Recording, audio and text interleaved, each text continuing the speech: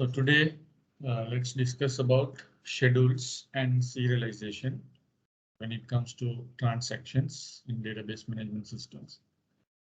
Okay, schedules of transaction. What is a schedule? The arrangement or order of operations in a transaction is named as a schedule, right? So let's say you have n number of transactions that are going to happen by different people or different computers, but all working on the same database. So schedule is somewhat like a arrangement of who goes first and who goes next, something like that. That is called a schedule. So normally a schedule will have, or a schedule will consist of one or more transactions. A schedule can be interleaved, which executes operations from different transactions, which means you can have more than one transaction as part of a schedule, and you can, interleave. That means you can start a transaction and then you can switch to another transaction, then come back to the previous one, so on and so forth. You can go like that, just like what we have discussed earlier, not mentioning that those are under schedule, but now we are formally learning that when you have more than one transaction as part of, you can have more than one transaction interleaving, which is included in a schedule. But every transaction TI that appears in the schedule S should follow the order of operations as if the transaction executes in isolation, right? Now, in a schedule, you have multiple transactions going to be it is going to consist of multiple transactions. So the order of each transaction that are appearing in the schedule, the order of operations, like writing, reading operations, it should be equivalent to if you isolate both let's say there are T1 and T2. There are two transactions. Let's say T1 and T2 is interleaving, reading, one person is reading, another person is writing, then it is updating something, then coming back, T1 is doing something, T2 is doing something. Now this is in a schedule. The order of operations, they come in a particular order. It is same as if you take T1 and T2 separately, the orders should be maintained. That means the reading or writing operation that happened in that particular order, if they are working in isolation, that also has to be in the same manner. So let's try to understand that in a while we go through some examples in the later slides. So schedules of transactions. So here we'll try to understand. In this slide set, we'll be using a set of notations for the operations included in a transaction. And to identify the transaction number, we will be adding a subscript. So there will be a small number added. Following are the notations and the descriptions that we use in this slide set.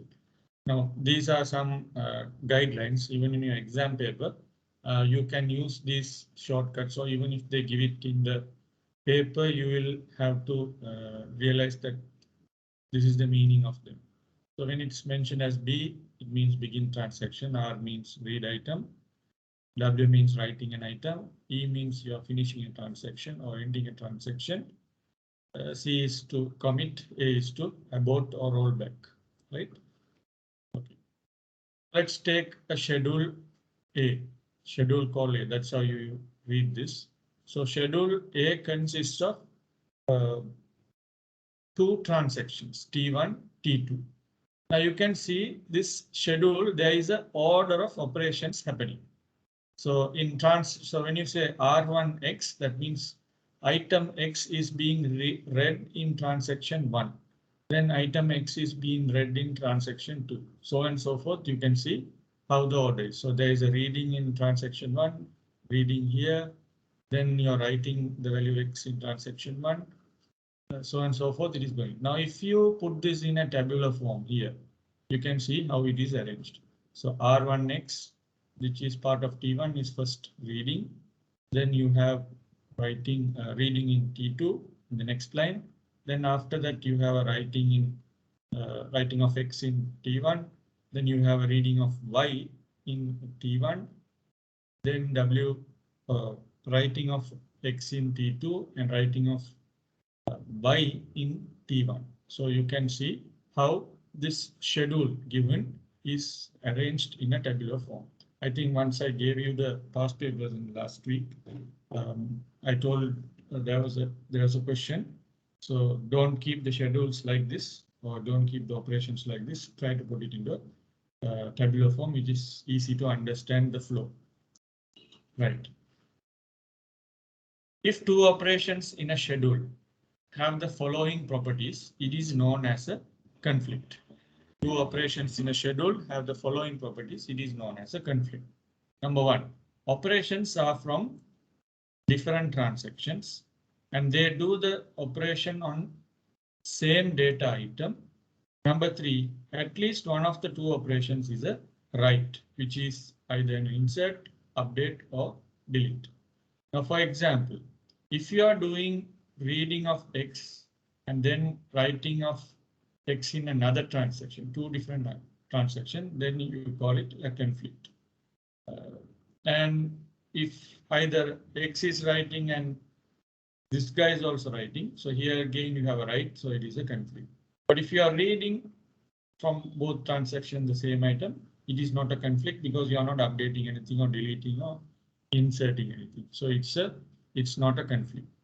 At the same time, if you are reading X from one transaction and writing another data item called Y from the other transaction, this is also not conflict because it's not the same data item. So these three conditions hold if they are supposed to be in a conflict. So if you want to have a schedule which is conflict, it has to meet these three conditions. So operation should be in different transactions and either you are operating on the same item and one of them should be a write. If that's the case, the schedule is in a conflict, which is something, an issue actually. Okay, so those are some basic guidelines to get an idea. So you may get questions if you go to the past papers. They will give you a schedule and ask you which one is in a conflict, right? Which one is in a conflict. So in that case, you can easily get an idea. Okay, so let's go forward. After system failure, we have to recover the system. There are some schedules which are easy to recover and some of the schedules cannot be recovered. We are going to characterize the schedule based on recoverability. So recoverable schedule means rolling back should not be needed once a transaction is committed. Right. Rolling back should not be needed once a transaction is committed. So if you have something already committed, you don't have to consider rolling back. If it is something halfway only, you have to consider rolling back and go to the previous step. We have already discussed this, right? So same thing applies to any schedules that are there. Okay. So how do you identify a recoverable schedule? A schedule with the following properties can be known as a recoverable schedule. Right. What is it? Every transaction T1 in the schedule S should not be committed until all transactions of T2 which has written values that T1 read is committed. Right. Now slowly try to understand the meanings here. Every transaction T1 in the schedule S should not be committed until all transactions of T2 which has written values that T1 read is committed. So let's say T1 is reading something. Okay, T1 is having some value. It is reading certain values. Now let's say T2 is trying to update that. So T1 shouldn't commit until T2's transactions are committed or T2 operations are committed. Right? After that only T1 should commit. Otherwise T1 will be reading some different values. So in that case, if this is the case only, you can recover. Another condition is, another property is T2 should not have been aborted before T1 reads item X. Right? T2 should not have been aborted before T1 reads item X. That means if T2 has started something and T1 is reading something. So T2 should not be rolled back. That means it should be committed. In that case, that is a recoverable schedule. Okay, we'll look at these examples with the. We'll try to understand these properties while we go through some examples. And also in between T2, in between T2 writes X and T1 reads X, there should be no transactions that write X. Okay, there shouldn't be any other operation that is updating between whenever T2 is writing something and T1 is writing, no other transaction should come and update that. Okay. Let's try to understand this. So let's see this example. Schedule, how do you read this? S hash or S bar. S bar. R1X, W1X, R2X, R1Y, W2X, and you're committing C2 and you're aborting T1, right? So here they are saying S dash is non-recoverable. Let's try to see how they have arranged this. So first there is a read happening, then a write is happening, and so this is S bar. S bar is having these two transactions, T1 and T2. So read is happening, write is happening here, and while this is going on, after this write, this guy is reading. After this write, this guy is reading. Then this is reading another one, another data item, and then again, this is writing something. This is writing again, and it is committing. T2 is committing its work. At this point, now T1 is aborting. After this commit, this guy is aborting. Aborting means now the value of Rx is the previous one. So whatever read here is wrong in T2. So S bar is not recovered. Reason T2 reads item X written by T1. T2 reads item X written by T1. See, T2 is reading item X written by T1, but T2 commits before T1 commits. So T1 is not even committing, but this guy is finishing earlier. The problem occurs by T1 aborting after the C operation, after the commit operation of transaction 2. This guy is aborting. Aborting means this whole thing is now invalid. Whatever happened here is invalid, right? So then the value of X that T2 read is no longer valid, and T2 cannot be aborted as it has already been committed. Right? T2 cannot be aborted because this is already committed, which leads to a schedule that is not recoverable. So for the schedule to be recoverable, the C2 operation in S bar must be postponed until T1 commits. So this commit needs to postpone. This needs to wait until this guy has finished because he already started reading. He has already started the transaction. So the person who initially started should try to finish the work earlier, and others will have to wait until that is finished. If they try to finish it earlier, then there will be a non-recoverable schedule. Understood that point? Linda? Yes, sir.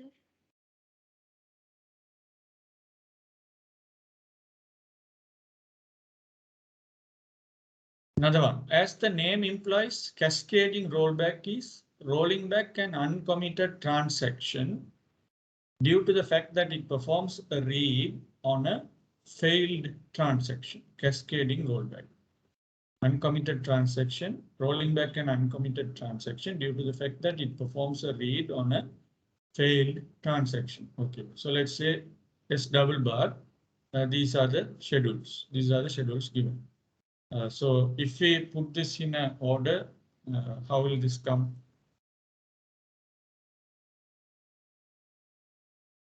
How do you? Let's try to draw this. Let me open up.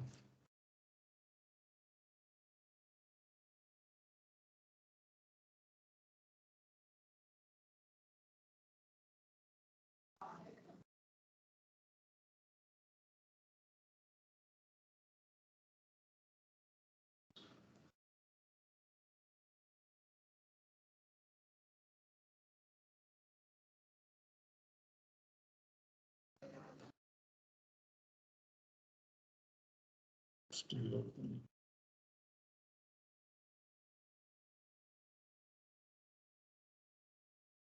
Okay. So what are our schedules? Let me share the full screen. Okay. So you have 1, 2. So there are 2 transactions in your list bar. How will you draw this?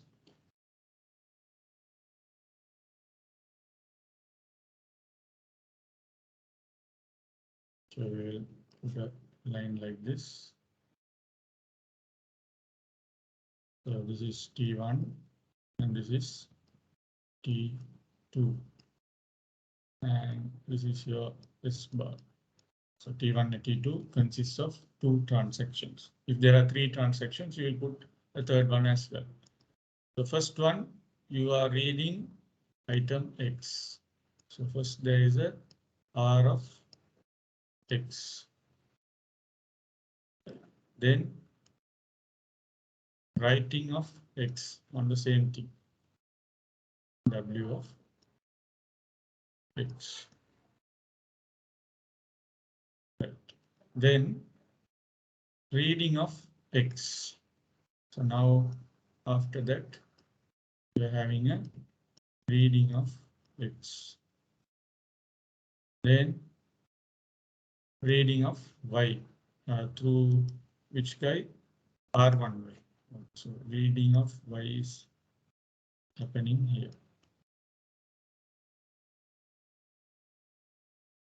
Then writing of X in the second one.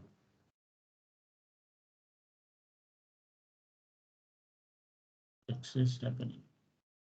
And then writing of Y in the first one. Writing of Y in the first one. Then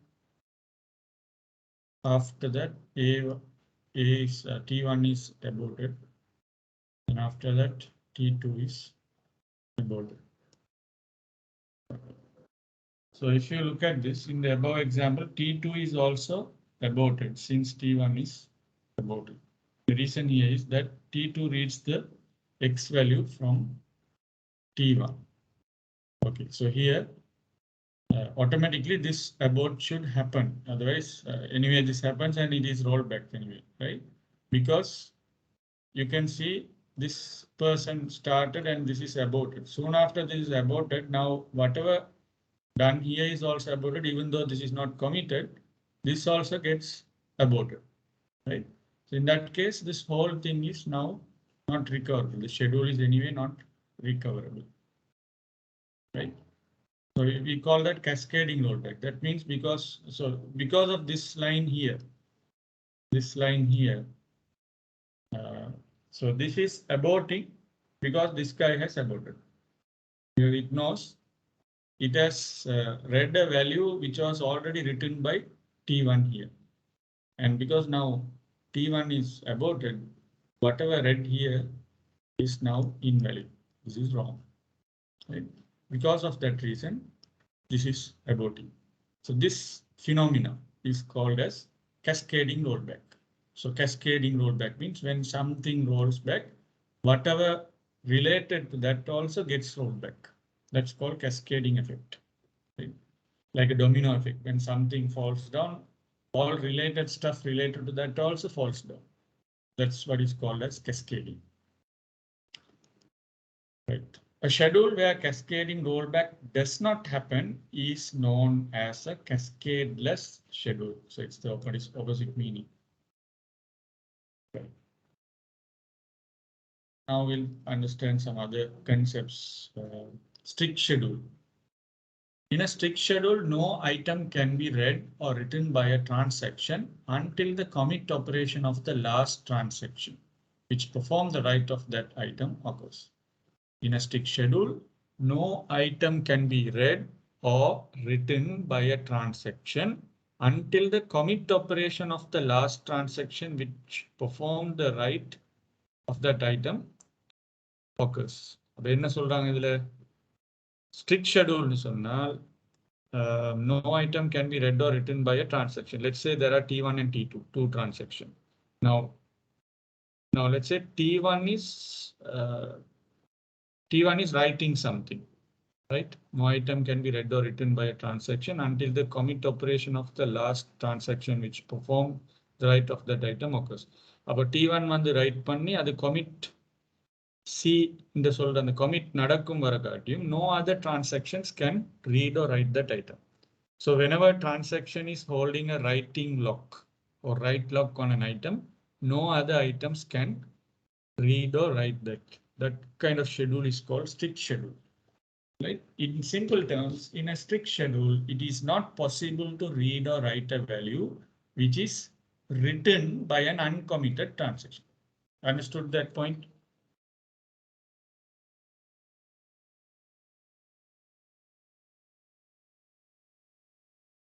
You understood this?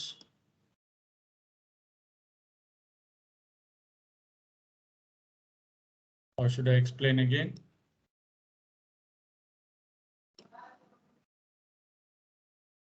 Yes, sir. Can you explain? Shall I explain again? Yes. Okay. So let's say you have two transactions, T1, T2. Let's say there's an item called X. And first of all, T1 has started, even T2 could have started, no issues. But going along the way, so both are doing different operations. Let's say now T1 has started writing something on that particular item X. Or writing means it can be an insert, it can be delete, or it can be an update on a particular data item. Some writing operation is happening on T1. Now, still T1 has not committed. Okay, carefully understand. T1 has not committed. Now T2 is trying to read or write something on X, the same X. Another schedule, not another schedule, another transaction. In the same schedule, another transaction is trying to now read or write, but that will not be allowed because T1 is still writing, but yet not committed. Only after it has committed, T2 can do anything with X. Blind eye.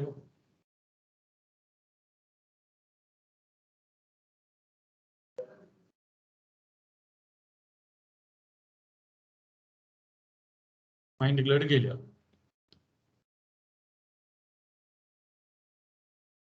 Okay, so let me go back to the board again. Strict schedule. Let's raise this whole thing. Let's say you have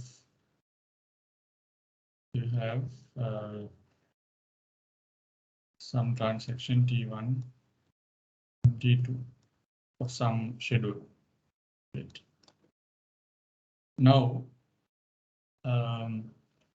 let's say some reading operations, some read operations on Z is happening, and read operation on Y has started here at the same time. Right. Then again, some read operation on X has started here. And let's say the write operation on Y is starting after that. Now this guy is going to write some item X. I mean, he has read this. So before writing, he has to read it, obviously. That's the purpose of why people are reading. Before writing, you need to read it. Read it means you have to read it from the database or memory. So now T1 is trying to write the item X. Now at this point, if T2 decides to either read or write X, so I mentioned read here. Now this part will not be allowed in a strict schedule. This is not allowed. So strict schedule, because the reason is this is not yet committed. This is still going on. He has already started writing this, and this is not yet finished. So if it is finished, you get a C, commit. Only after commit, this can be permitted. Understood? Yes, sir. Right. Azarat, you understood?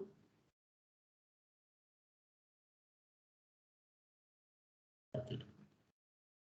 So that was what they mentioned as strict schedule. So let's go back to that explanation here in this slide. So in a strict schedule, no item can be read or written by a transaction until the commit operation of the last transaction which performed the write of that item occurs. In simple terms, in a strict schedule, it is not possible to read or write a value which is written by an uncommitted transaction. It is not possible to read or write a value which is written by an uncommitted transaction. So the uncommitted transaction is, in that example, T1. Then we move on to serializability. Having understood what schedules are, now serializability. So serial, non-serial, and conflict serializable schedules are the things which we are going to learn under this. So what is a serializable schedule? Serializable schedules are the schedules which are considered as correct when executing in the interleaved fashion. If all the transaction of a schedule can perform all its operations consecutively, it is known as serial. So what they are saying is serializable schedule. Mean now, let's say you have some set of transactions in a schedule. Now, the way you arrange it, the way you arrange the operations in T1, T2 should be the same in either way you arrange them. If that is the case, you have two schedules which are serializable, which means all the operations are going to happen in the same way with the same result. Although the order of operations are different, you get the same result. That kind of schedule is known as serializable schedule. Right? Right. If all the transactions of a schedule can perform all its operations consecutively, it is known as serial. ஒன்றுக்கு பிறகு ஒன்று செய்யக்கூடியமா இருந்தால் ஒரு ஷெட்யூல்ல உள்ள ஒவ்வொரு டிரான்சாக்ஷனும் அதோட operations one by one. If it can do it in that way, it is known as serial. So let's say there is a schedule called S bar, which is having this operation. In S bar schedule, all operations of T1 are completed and then operations of T2 are started. Now you can look at this R1X, W1X, R1Y, W1Y, and you commit. After this, R2, W2, and C2. So you can see transaction 2 is happening after transaction 1. This is known as a serial schedule. So therefore, S bar is a serial schedule. Similarly, it can be the other way around. You can start with R2X, W2X, C2, and then R1X, W1X, R1Y, W1Y, C1. So that is another serial schedule. Right? So that's what it is telling. Right? So when you arrange the operations in a fashion that even though it is in an interleaved way, and so normally it is going to work in an interleaved way, but if you take them separately and schedule them one after the other, if it is the same, that is called serial schedule. Theoretically, we can say that a serial schedule is always correct since it performs one transaction after the commit or abort of the previous transaction. Right? The serial schedule will always be correct because you can confirm it is happening after the completion or abort operation of one transaction, and then the next one starts, because then only you can also recover. You can recover from that point. Right. But still there are some issues with such serial schedules. Obviously, that should have come to your mind. First one, it limits the concurrency execution because you are trying to put everything one after the other. The purpose of concurrency is not there. Parallel execution is not there. So it may be also time consuming. Imagine that in this serial schedule in S bar, the length of operations in T1 is bigger than what is going to happen here in T2. Your T2, you just have only one data item. There's a read and there's a write.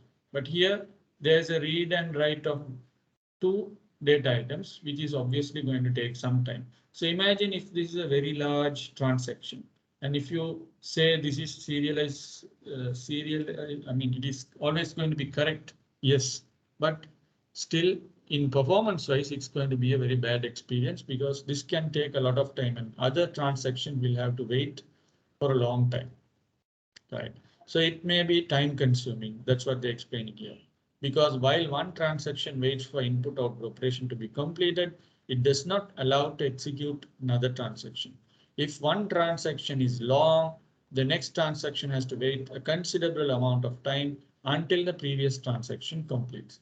So the solution would be, instead of running transactions in a serial schedule, we can allow the other non-serial schedules which are equivalent to serial to be executed. So this is the only way out of this time-consuming problem. Because if you try to schedule one by one, you know the problem. It is always going to wait for a long time. One transaction will have to wait for the other one. So what do? Is you take these interleaved schedules, interleaved arrangements where you have parts of one transaction executing, parts of another transaction executing, arranged in a way which is going to be equivalent to a serial schedule where you complete one and you start the other one. So if you can arrange that in that manner, you can avoid this waiting problem, right? Now they are giving a example here and asking some questions. Is this a serial schedule? Okay, they are saying yes. So let's try to see what's the reason. T2 transaction starts execution only after T1 is completed. So if you look at this, T1 is doing a lot of operations here and committing, which means now this is perfectly safe. Even if there is some issue of recoverability, we know we can start after this point. After this is committed, we can start. So after this commits only, this guy is starting to do his own thing. So this is called serialize. It's a serial schedule. Right. So look at this. Initial values of A is equal to 90 and B is equal to 90. No issues. What is the final value of A and B after completion of T1 and T2? After T1 and T2 completes, it is going to be like this. So it is going to read A, which is 87 at this point, and adding 2 becomes 89. So A becomes 89 and B is going to remain as 93 because it was only involved in transaction 1. Right? So is this a correct schedule? Yes. Why is it correct? We told if it's a serial schedule, this point here, not this point.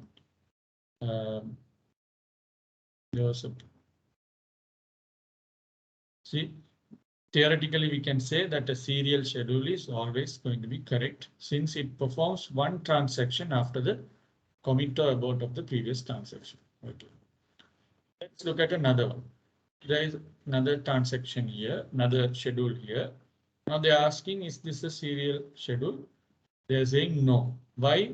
T2 transaction starts execution before T1 is completed. So if you look at this way, here T1 is starting, doing something, and still this is not complete. And you can see the writing is happening later, but before that, this guy is reading. So before this completed, this started. We can't say this is a serial schedule, right? So initial values of A is 90 and B is 90. Final value of A and B after completion. If you look at this guy, so this is reading, this is 90. So here it will become 92 and you're writing the value 92 at this point. But here in between, this is going to be 87, 90, and this is going to be 93, yeah, 90, 93. So B was almost correct, but if you look at the A, there is a issue with both sides because now here A is going to be 87 and this side it is going to be 90. So ultimately, if you look at it individually, if you look at it, because this commits, it doesn't know about this one. No, we already learned transaction has a property called isolation. The isolation means it thinks that nobody else is running when this guy is running. So when T2 is running, he doesn't know whether T1 is doing anything. Also, T1 is running without knowing T2 is also running. So they will assume at this endpoint what they have done, right? So in that case, this is not a serial schedule because before one transaction committed, the other one has started reading, right? Or starts the execution. So the final answers are not correct. T2 still reads AS90 since the changes by T1 are not written yet. Now what they're doing, is this a serial schedule? Okay, let's see what's happening here. You're reading A is 90, A is being updated to 87, but still not committed. Then again, this guy is reading, updating, writing, and committing. So now, even though T2 has started before T1 completed, before T1 has committed, this has started. So in that case, even if the write is a little bit up here, this is going to be wrong because this has started before this person has committed, right? So in that case, you can see uh, this is not a serial schedule.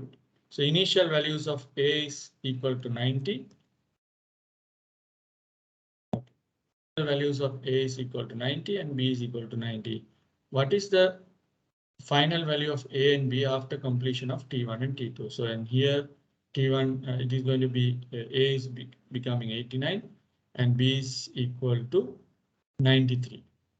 B is equal to 93. So now in this case, if you ask this question, so there are two questions. Serial schedule, no, reason is this one. If this is this a correct schedule? Is this a correct schedule? Yes, because the answers are correct because here there is no big conflict here.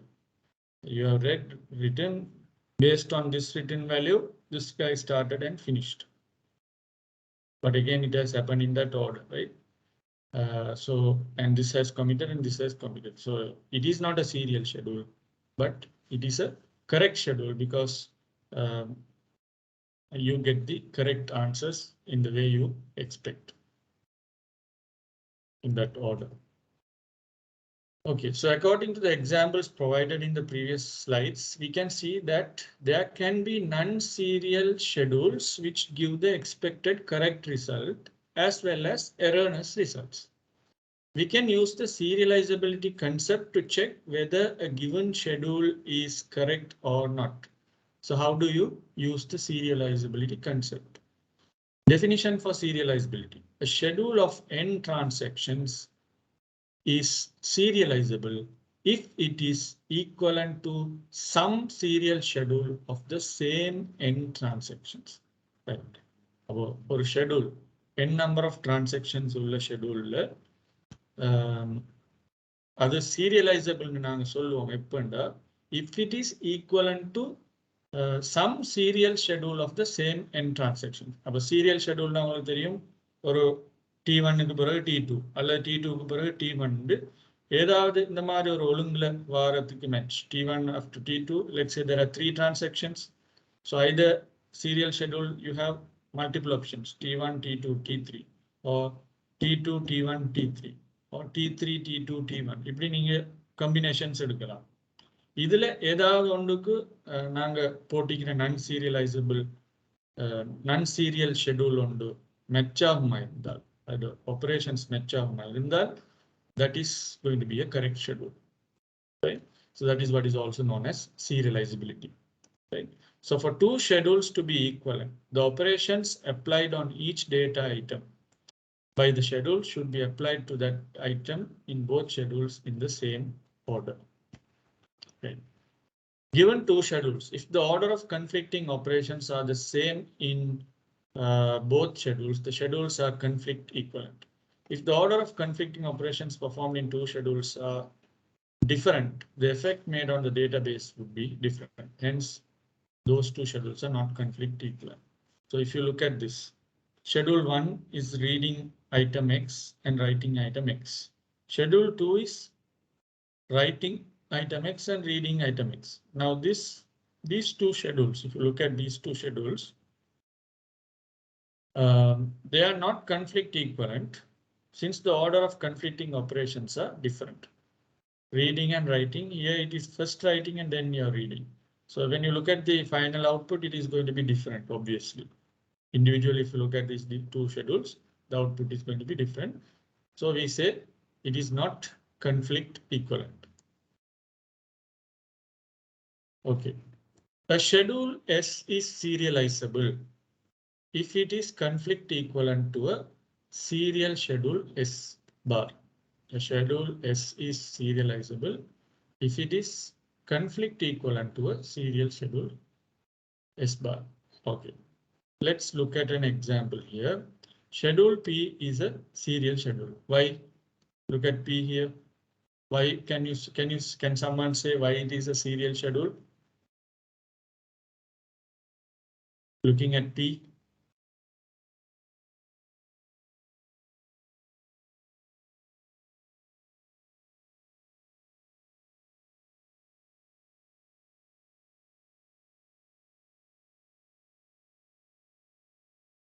Tafia, can you tell me why P is a serial schedule? P1 transaction overall commit ஆகி முடிஞ்சு T2 start ஆகுது. T1 commit ஆனதுக்கு பிறகுதான் T2 start பண்ணிருக்குது. Correct. After T1 is committed, T2 has started. So it is a serial schedule. Now look at Q. Can you see there is a pattern or logical arrangement there? After reading a particular data item, it is writing that A, and the read of A in T2 is starting afterwards.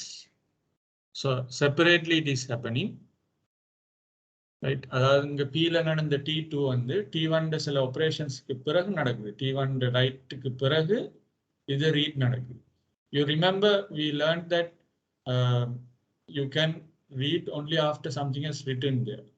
And then this is committed and then this is continuing. The remaining part of T1 is continuing. Now, உங்களுக்கு data item A எடுத்தா அதுல எந்த எஃபெக்டும் இல்லை. A என்று சொல்ற data ஐட்டத்தை நாங்க வந்து கணக்குல யூஸ் பண்றது எந்த பிரச்சனையும் இல்லை because it has already been written here. So schedule Q performs all the conflicting operations. இந்த orderலயே அது arrange பண்ணி பாருங்க. The T1, T2 இருக்கிற இந்த லாஜிக்கல் ஆர்டர்லயே இந்த அரேஞ்ச்மெண்ட்ஸ் கணக்குல வந்திருக்கு. ஒரு சேம் டேட்டா ஆயிட்டு பாருங்க, இங்க ரீட் பண்ணி A அங்க ரீட் பண்ணி அப்டேட் பண்ணி ரைட் பண்ணிக்கிறாங்க. அதுக்கு பிறகு A வந்து அதுக்கு கீழே தான் நடக்குது. அதே மாதிரி தான் இங்கே நடக்குது. T1 அப்டேட்ஸ் நடந்ததுக்கு பிறகு தான் T2ல உள்ள விஷயம் நடக்குது. அந்த பர்டிகுலர் சேம் டேட்டா ஆயிட்டதுக்கு.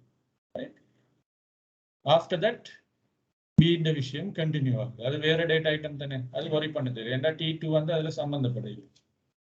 T2 வந்து அதுல சம்பந்தப்படையுது. So schedule Q performs all the conflicting operations in the same order as schedule P. Therefore, P and Q schedules are conflict equivalent.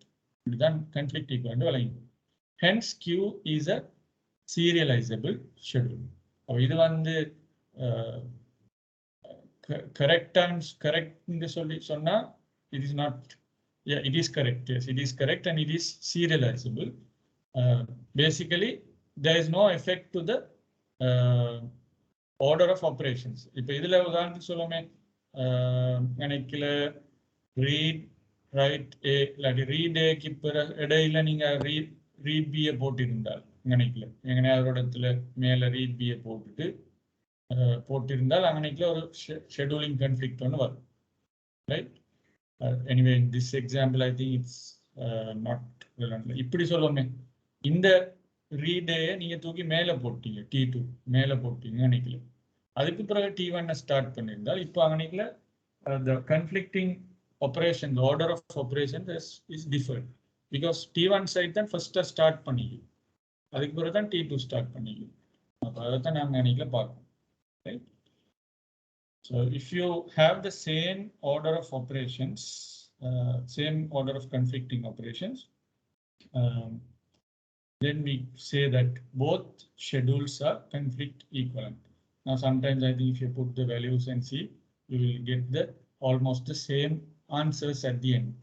For this schedule and this schedule, if you put some values here and check the outputs, final values, almost it will be the same. Or always it will be same, I would say. Okay, so how do you test this? How do you test for serializability of a schedule? So if you are given a schedule, how do you test whether it is a serializable schedule or not? Right.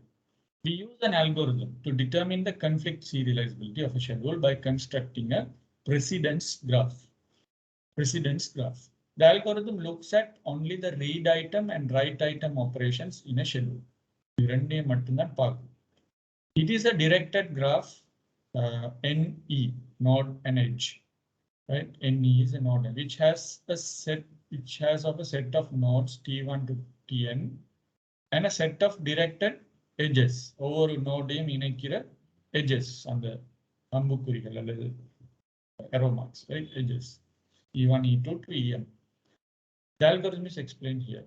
Okay, a little bit conflicting algorithm. Okay, we'll case by case we'll look at it. First, we'll try to understand the algorithm. For every transaction Ti in schedule S, create a node labeled Ti in the precedence graph. Because ஒரு schedule ஒன்று இருக்குது. You have more than one transaction T1, T2, T3. ஒவ்வொரு டிரான்சாக்ஷனுக்கும் ஒவ்வொரு நோடை நாங்கள் முதலாவது draw பண்றோம். Node means just a circle with the transaction name. T1, T2, T3 in circles support. For each case in S, where Tj executes a read item X, after Ti executes a write item X.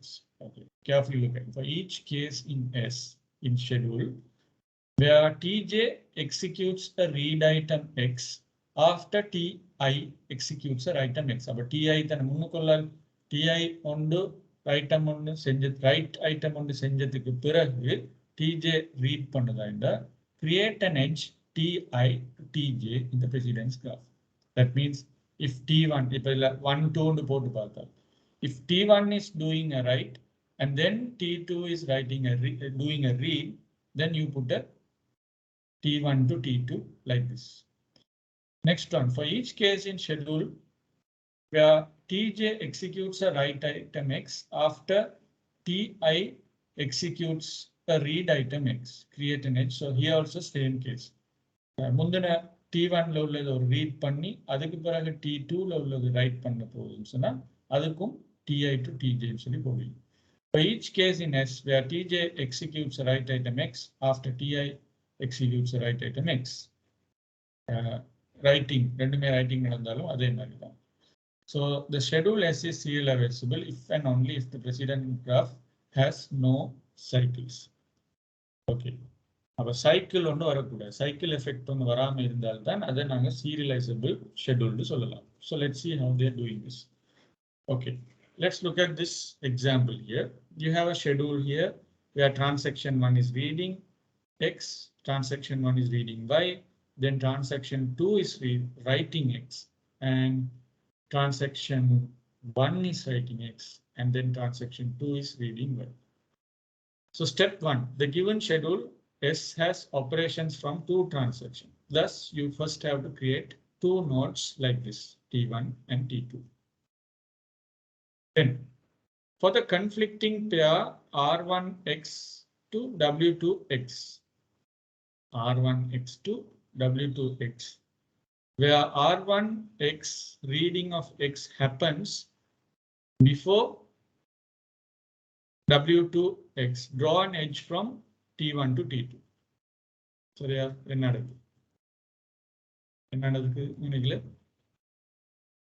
reading of X பிறகு writing of X transaction 2ல நடக்கும்.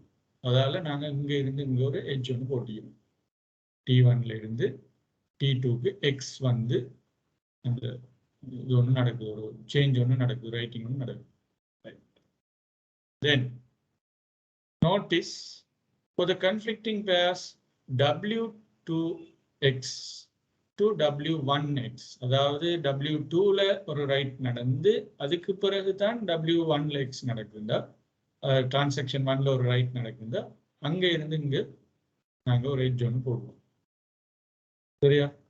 இங்க இருந்து இங்க ஃபர்ஸ்டா பார்த்தோம், இங்க read நடந்து அங்க ரைட் நடக்குது, இங்க ரைட் நடந்து அதுக்கு பிறகு இங்க ஒரு ரைட் நடக்குது T1ல, W1ல ஒரு ரைட்டிங் நடக்குது. அப்ப அதுக்கு ஒரு எட்ஜ் ஒன்று போட்டாச்சு ரூல் படி. இப்போ நாங்க பார்க்கிறோம் check whether the graph contains cycles. Yes, cycle ஒன்று நான் வந்துட்டு இங்கேயும் போய் அங்கேயும் வந்துட்டு திரும்பவே சுற்றி கொண்டே இருக்க போகுது அந்த values. Since this graph is cyclic, we can conclude that the schedule S is not serializable. Right. Let's look at another detailed example here. According to the schedule S given in tabular form, we can find the following set of edges for the precedence graph. அப்போ எங்கனைக்குள்ள சும்மா அப்படி ஆர்டர்ல பார்க்குற நேரம் T1, T2, T3, Z, Y, X, Y, Z ன்னு 3 data item. இப்போ Y இந்த data ஐட்டத்துக்கு நீங்க பார்த்தீங்கன்னு சொன்னா Y இப்போ எங்கனைக்குள்ள ரீட் பண்ணது எங்கனைக்குள்ள அதுக்கு பிறகு சேஞ்ச் ஆகுது, ரைட் ஆகுது பாருங்க. அதாவது ரீடுக்கும் எதுவும் இல்லை, அப்படித்தானே இதுல சொல்லும் பாருங்க. Read write,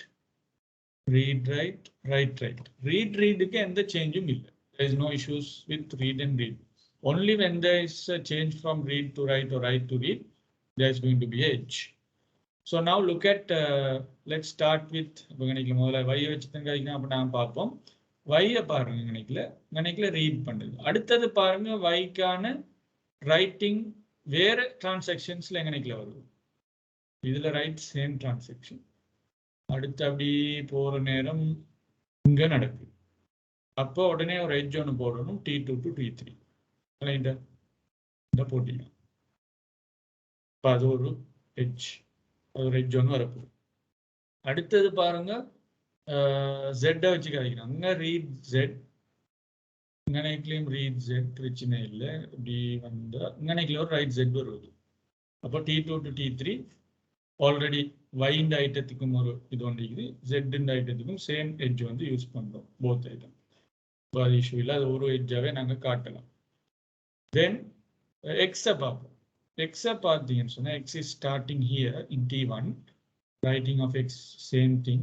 Look at another one, கணக்குல ஒன்றும் இல்லை, கணக்குலையும் ரீடிங் இப்படி வந்து கீழே இருக்கு, இந்த இருக்கு, sorry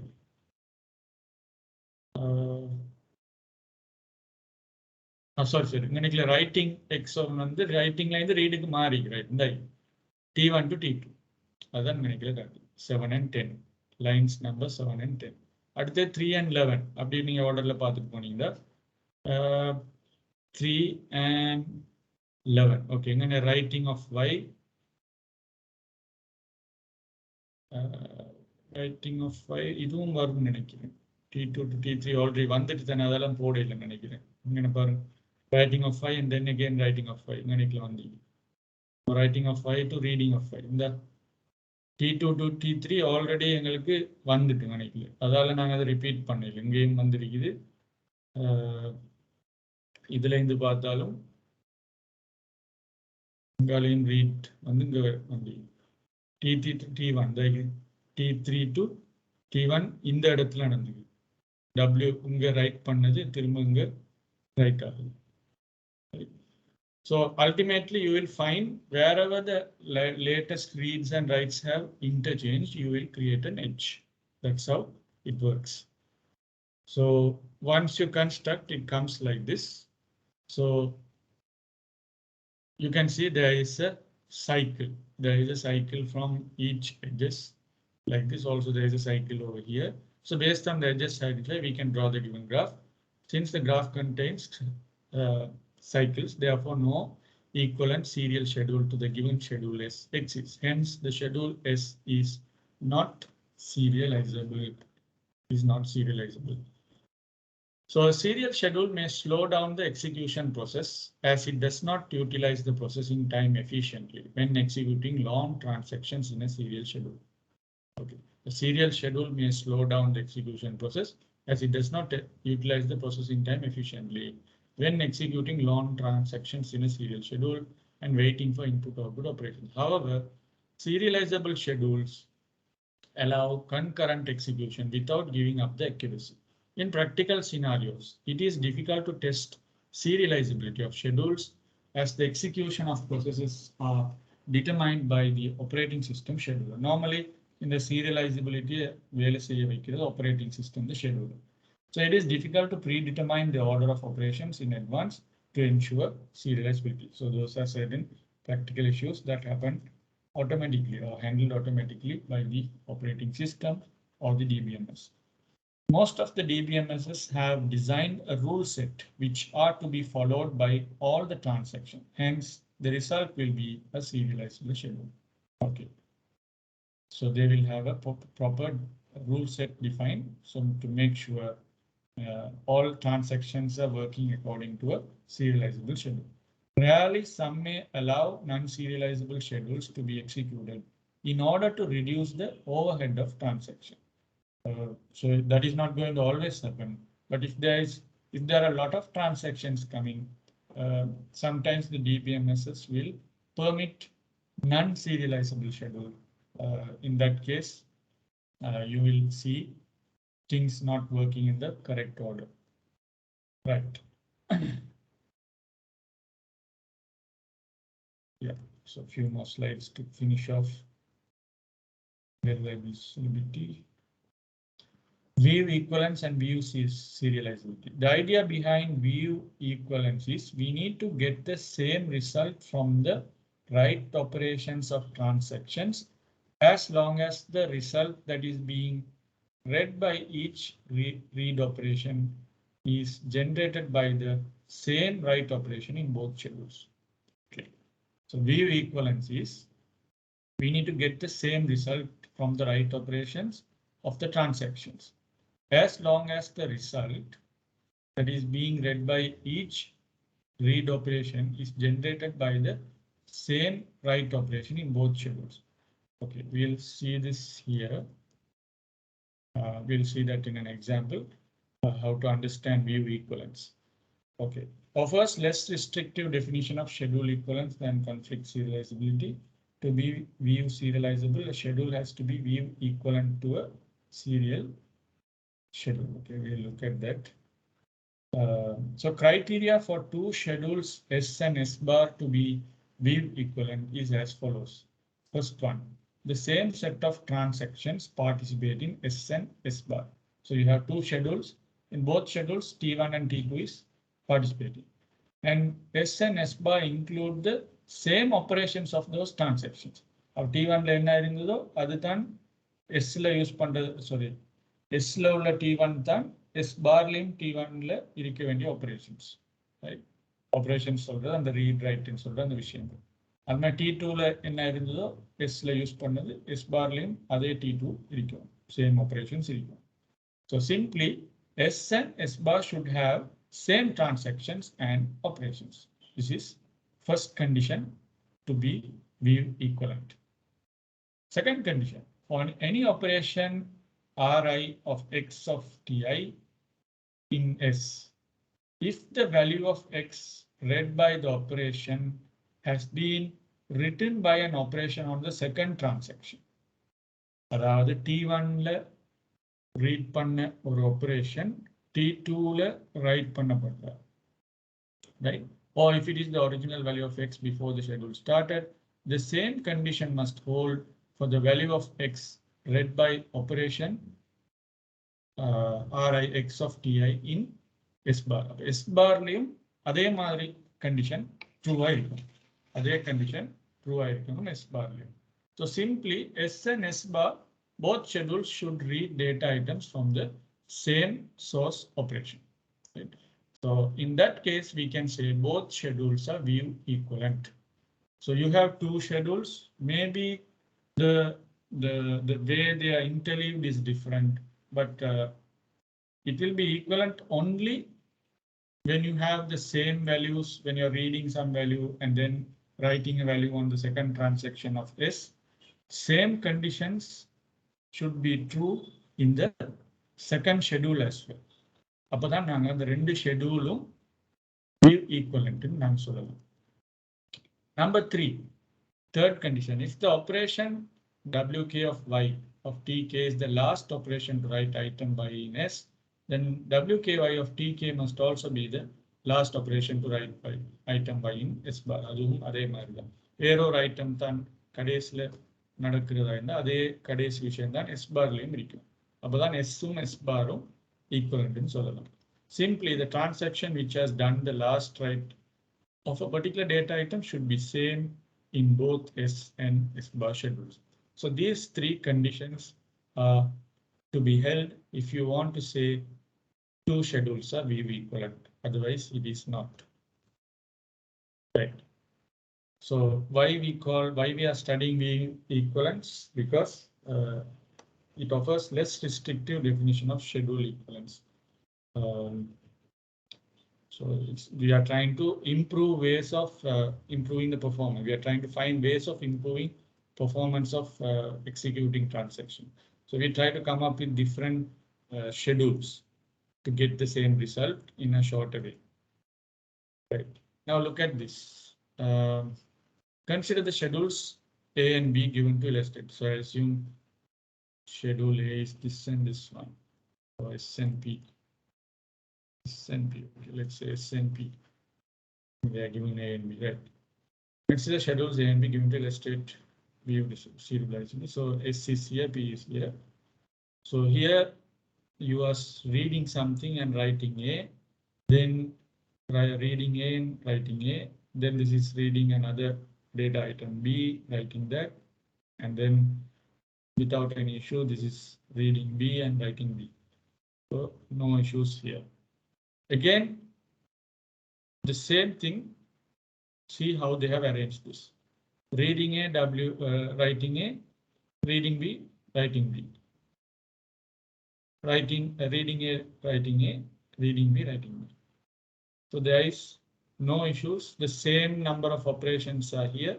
See, T1 is having 4 operations, 4 operations. Here also 4 operations, 4 operations, same number of operations. Then second one, they are in the same order. Read, write of A, read, write of B. Read, write of A, read, write of B. Same here, read, write of A, read, write of B. So that is also followed in this. Same set of transactions, same operations. So even if you try to put some value here and read it here, it will be the same here. Let's say you put 5 and you update it to, let's say 10. So here you are reading 10. So here also you put 5, 10. You are reading here, it will be latest value will be 10. So that's not going to be an issue. So in both schedules S and P, so based on this example, the explanation is given how to see whether it is a serializable schedule. In both schedules S and P, we can see 2 transactions T1 and T2. All the operations included in both T1 and T2 are also the same. Therefore, the set of transactions and the operations are the same in S and P.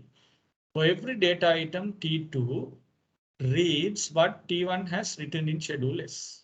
In schedule P also, we can see the same sequence of T2 reading what T1 has written. இங்கேயும் T1 write பண்ணதை தான் T2 read பண்ணுது. இங்கேயும் பாருங்க T1 write பண்ணதை தான் T2 read பண்ணுது. Same applies to B, data item B as well. T1 B write பண்ணுது, அதுக்கு பிறகு தான் இதை read பண்ணுது. இங்க இவர் கடைசியா write பண்ணதை தான் இவர் read பண்றாரு. அப்ப அந்த விஷயமும் ஆணைக்குள்ள true ஆகுது. See? That is what this point is telling. For every data item, T2 reads what T1 has written in schedule S. In schedule P also, we can see same sequence of T2 reading what T1 has written.